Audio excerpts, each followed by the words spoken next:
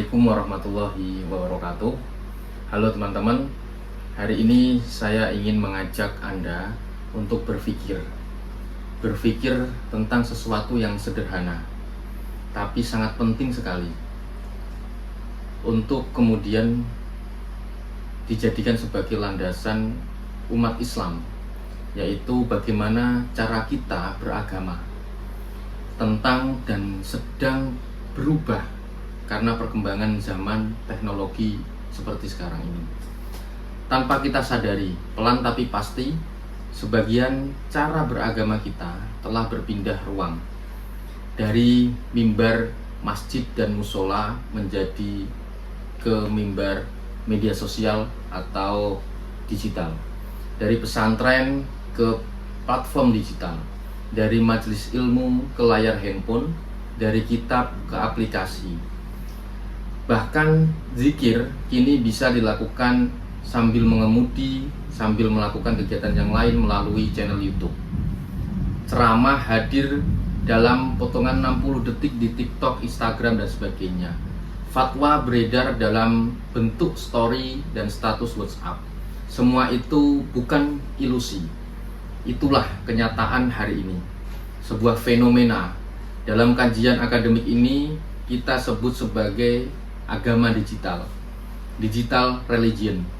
Dan dalam video ini kita akan membedah bersama apa itu agama digital, siapa aktornya, apa peluang dan bahayanya, serta kemana seharusnya kita sebagai umat dan intelektual itu melangkah.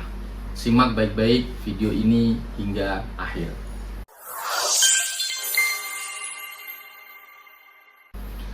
Apa itu agama digital? Agama digital bukan hanya sekedar praktek dakwah melalui media sosial. Ia adalah sebuah transformasi besar dalam struktur, makna, dan otoritas agama. Karena masuknya teknologi digital ke dalam ruang keagamaan sangat memberikan dampak yang begitu besar. Menurut Heidi Campbell, seorang pakar digital religion, agama digital bukan hanya agama yang menggunakan media atau sarana baru atau menggunakan media sosial saja, tapi juga agama yang dibentuk dan dinegosiasikan ulang di dalam ruang digital. Artinya, praktek beragama tidak hanya bergeser dari ruang fisik ke ruang virtual, tapi juga mengalami perubahan mendasar dalam cara umat Islam memahami seperti Tuhan, teks, bahkan komunitas agama itu sendiri. Saya beri contoh. Zaman dulu, ketika kita ingin mempelajari agama, kita membutuhkan waktu. Kita datang ke tempat pengajian, kita mendengarkan, kita mencatat. Hari ini, umat bisa memilih sendiri, tanpa repot-repot datang ke pengajian. Mau belajar tafsir, misalnya, cukup ketik di Google, di YouTube, dan di yang lainnya. Mau tahu hukum soal jual beli kripto misalnya, kita tinggal melihat potongan video di TikTok, Instagram, dan sebagainya. Kemudahan ini memunculkan paradoks. Agama jadi lebih dekat, tapi terkesan lebih dangkal. Lalu, dalam ruang agama digital, kita mengenal dua jenis aktor. Pertama adalah ulama tradisional. Mereka adalah penjaga warisan keilmuan Islam. Sanadnya jelas, sebagai seorang kiai misalnya, sebagai gus, penceramah, atau ustadz ngaji. Latar belakang pendidikannya juga jelas. Ada yang dari pesantren, dari kampus Islam, dan gaya ceramahnya juga khas. Tapi sebagian dari mereka kesulitan menyesuaikan dengan media baru atau media sosial. Tidak semua ulama mau tampil di depan kamera, apalagi membuat konten pendek yang ramah dengan algoritma. Yang kedua adalah influencer keagamaan. Sebagian besar berasal dari kalangan anak muda. Mereka piawai sekali dalam editing video, mengetahui tren, mampu menarik perhatian jutaan followers. Tapi sayangnya, tidak semua dibekali dengan kompetensi keilmuan agama. Disinilah letak tantangan besar kita hari ini. Siapa yang punya otoritas? Apakah ulama atau viralitas atau algoritma? Apakah kebenaran ditentukan oleh sanad atau oleh jumlah views dan jumlah komentar.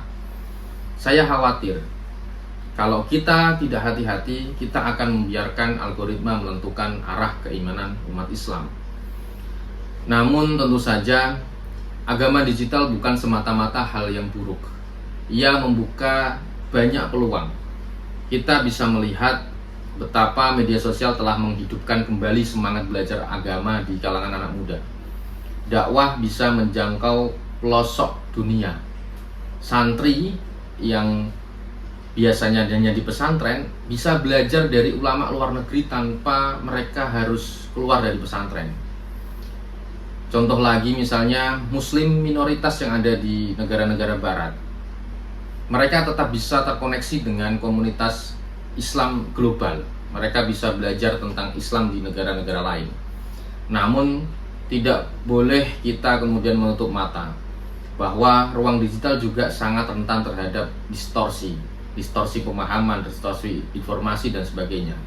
Mulai dari hoax agama, penggalan ayat yang sering disalahpahami, kemudian konten-konten yang justru cenderung memecah belah, tidak kemudian menyatukan. Bahkan masih kita menyaksikan sampai hari ini video dengan narasi intoleran disebarkan dengan mengatasnamakan agama. Dakwah disulap jadi komoditi tertentu seperti komoditas industri dan sebagainya. Simbol-simbol religiusitas dipakai untuk menjual emosional semata, dan semua itu terjadi di ujung jempol, yaitu di internet, di media sosial, di handphone kita. Sebagai seorang dosen, sebagai seorang pendidik, sebagai bagian juga dari umat Islam, saya merasa ini bukan hanya soal konten semata. Ini soal kesadaran kolektif. Sudah saatnya kita membangun ekosistem agama digital yang etis dan berwawasan. Langkah awalnya sederhana sebenarnya. Yang pertama misalnya, ulama dan akademisi harus hadir secara aktif di ruang digital tanpa merasa turun derajat gitu. Kemudian mahasiswa dan generasi anak muda ini perlu dibekali literasi digital keagamaan dalam banyak hal. Umat muslim secara umum harus didorong untuk tidak hanya mencari yang menyenangkan saja, tapi juga mencari yang mencerahkan. Kita butuh lebih dari sekedar ustadz yang viral. Kita butuh figur otoritatif yang merangkul teknologi dengan penuh tanggung jawab. Saya ingin mengajak Anda untuk berpikir lagi. Agama digital bukan tentang boleh atau tidak, bukan tentang TikTok, Instagram, YouTube, media sosial yang halal atau haram, tapi tentang bagaimana kita mampu menjaga esensi agama itu sendiri, agar tidak larut dalam logika viralitas dan kecepatan digital semata. Kita tidak sedang menghadapi sebuah kiamat teknologi, kita sedang menghadapi semacam ujian kedewasaan spiritual. Iman kita hari ini tak hanya diuji di jalanan atau di pasar atau di tempat hiburan, tapi juga di ruang komentar dan di timeline media sosial kita. Mari kita rawat ruang digital sebagai tempat yang positif, sebagaimana kita rawat tempat-tempat suci kita umat Islam dengan ilmu, dengan etika, dan dengan penuh kasih sayang. Jika Anda merasa video ini bermanfaat, silahkan mengikuti video-video saya berikutnya. Dan saya ingin mendengar pendapat Anda, mengetahui pendapat Anda, apa pengalaman Anda dalam beragama di dunia atau di era digital saat ini. Silahkan tulis di kolom komentar. Dan wassalamualaikum warahmatullahi wabarakatuh.